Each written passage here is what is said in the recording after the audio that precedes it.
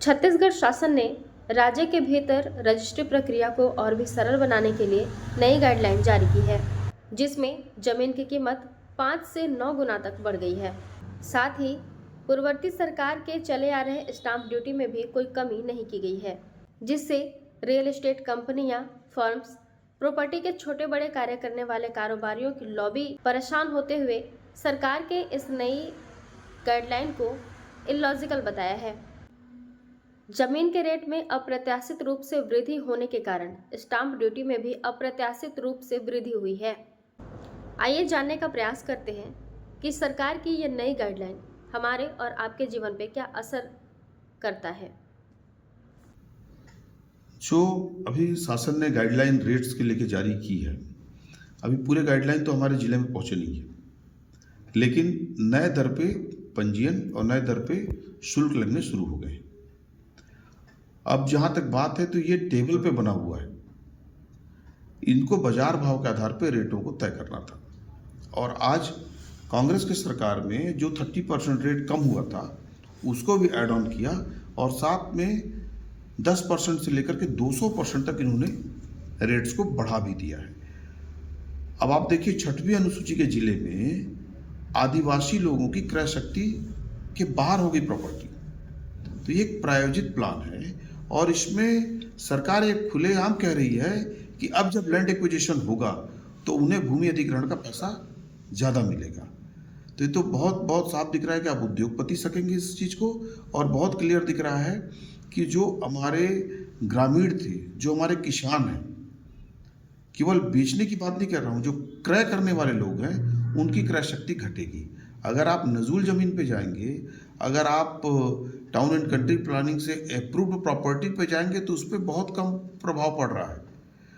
प्रभाव पड़ रहा है निगम क्षेत्र के बाहर उन ग्रामीण ज़मीनों पे जिन ज़मीनों को किसान भी क्रय करता था और किसान की क्रय शक्ति के बाहर आज गाइडलाइन के दर हो गए। ग्रामीण क्षेत्र में सरकार ने ग्रामीण क्षेत्र में जो भूमि को वर्ग मीटर में जो बांटा है और उस पर गाइडलाइन जो जारी किया, मैं समझ गया। आप जो कह रहे हैं कि वर्ग मीटर में जो पहले दर लगता था वो दर को आप एकड़ में कर रहे हैं, लेकिन आप ये बताएं कि पहले 3 प्रकार के रेट होते थे, मुख्य मार्ग के रेट, सिंचित, असिंचित। अब पूरे ग्रामीण क्षेत्र में केवल 2 प्रकार के ही रेट रह गए। आप इसको अगर देखेंगे तो कहीं ना कहीं एक छोटा सा लॉलीपॉप देखिए, एक बड़ा राजस्व वसूली के लिए एक प्रायोजित ऐसा प्लान किया गया जिसमें कहीं ना कहीं हमारे ग्रामीण लोग पहले ठगे जाएंगे। जो विरोध हो रहा है और जो ये कह रहे हैं कि इससे जो कच्चे और पक्के के रकम का रोक होगा, मुझे तो ये लगता है कि मेरे आदिवासी और मेरे ग्रामीण और मेरे किसान के क्रय शक्ति से बाहर प्रॉपर्टी जा रही है। इसमें शासन को कितना राजस्व का फायदा होगा? कई गुना। जिस राजस्व को आज से 4 दिन पहले जिस प्रॉपर्टी के रजिस्ट्रेशन में अगर मान लीजिए 50,000 लग रहा था, तो अब वो मिनिमम 85,000 लग रहा है, 1 लाख लग रहा है ग्रामीण क्षेत्रों में।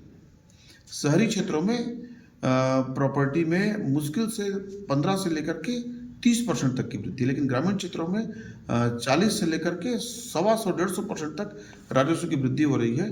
सरकार को राजस्व की बड़ी फायदा होने वाली है, लेकिन राजस्व का फायदा एक तरफ है, आप निर्माण कार्य पूरे प्रदेश का रोक दिए हैं, आपके पास वो विजन नहीं दिख रहा है ग्रामीणों को। आपने एग्री स्टेक पंजीयन का ऐसा एक मोहरा दिया जिसमें कई किसानों के धान अब नहीं बिक पाएंगे। आपने एग्री स्टेक पंजीयन किसान करा लिया, उसको लगा कि मैं धान बेच लूँगा, बाद में पता चला नहीं। डिजिटल क्रॉप सर्वे DCS में यदि कहीं आपके टीम के लोगों ने, अगर जिला प्रशासन की टीम के लोगों ने गड़बड़ किया तो भी वो धान नहीं बेच पा रहा है। तो सरकार के पास आर्थिक रूप से पैसे की बहुत दिक्कत है और अब डॉलर खेल रहे हैं, 90 रुपये पहुँच गया डॉलर।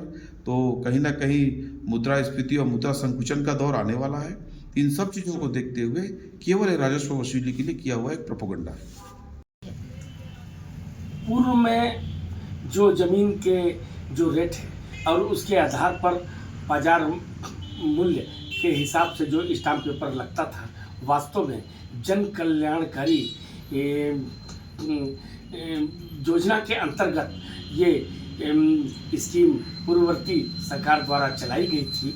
नागरिकों की परेशानियों को देखते हुए एवं प्रकृति एवं किस्म जो जमीन की जो भिन्न भिन्न है उसको दृष्टिगत रखते हुए ये योजना चलाई गई थी, परंतु इन योजनाओं को दरकिनार कर वर्तमान भारतीय जनता पार्टी की सरकार और उनके नेतृत्व ने ये आम नागरिकों के ऊपर एक बहुत बड़ा बोझ डाल दिया है और इससे पूरे नागरिक बहुत ही परेशान होंगे और बाजार भाव के हिसाब से जो बढ़ोतरी स्टाम्प पेपर की हुई है इससे आर्थिक हानि होगी।